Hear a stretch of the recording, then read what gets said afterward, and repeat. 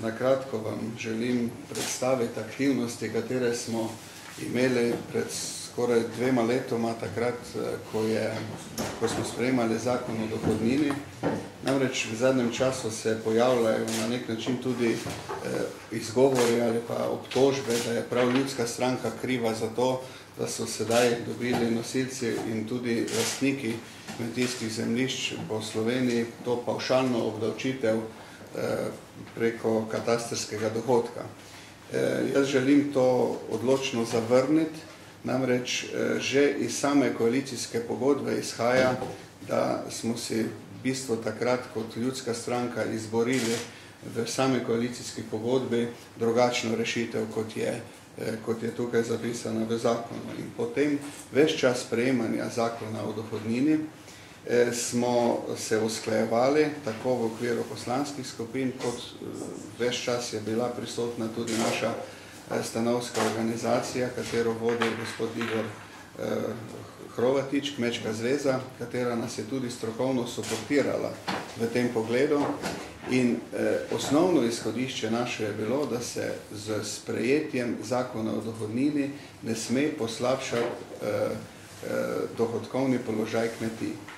In seveda v tem postopku usklajevanja v okviru koalicije smo nekako določene stvari uskladili.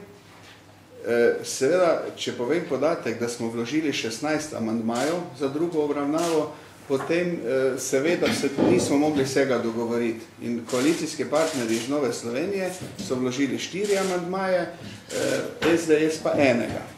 In na koncu, v tretji obravnavi, je pa prišel ta famozni člen 154, v katerem je bilo zapisano to, kar tudi sedaj velja, da se bodo subvencije, že sam termin subvencije ni pravilen, ker tu ne gre za nobena subvencija, ampak gre za neposredna plačila, katera so zato v skupni evropski kmetijski politiki, da se pač nadomesti tisti del dohodka med proizvodno in tržno ceno.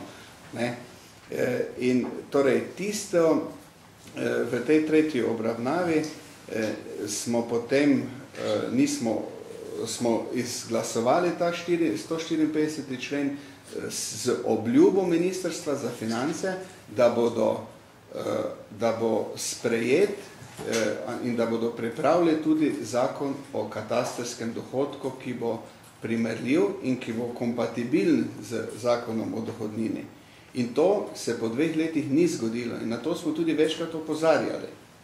In zakon se je pripravljal že v tisti fazi, torej ko smo sprejemali zakon o dohodnini, že takrat so pripravljali zakon o KDJ, pa še ga danes ni.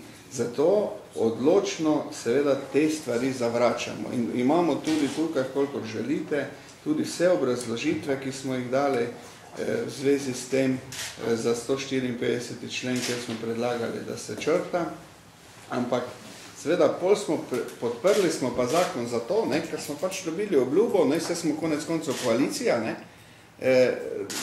da pač bodo to pripravili in se bo zadeva sistemsko uredila.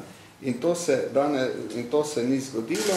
In seveda, zdaj tudi zaradi tega mi ne moremo in ne želimo sprejemati odgovornosti, da smo zato prav mi krivi z 7 glasovi v državnem zboru.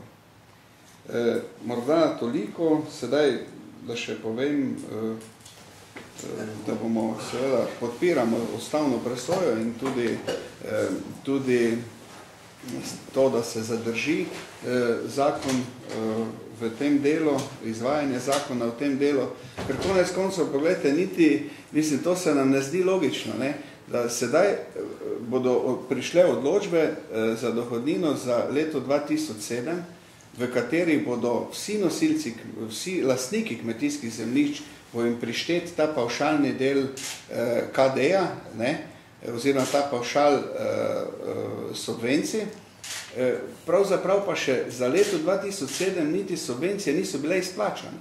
Tu ni nobene logike. Zdaj, ali bodo vzeli ta pavšal, ali bodo ga iz leta 2006 preračunavali, ali kako, ne vem. In tudi argument, da se niso uskladili, mogli uskladiti z Ministrstvom za kmetijstvo v 2 letih, tudi ni, najbrž ni takšni, da bi zdržal.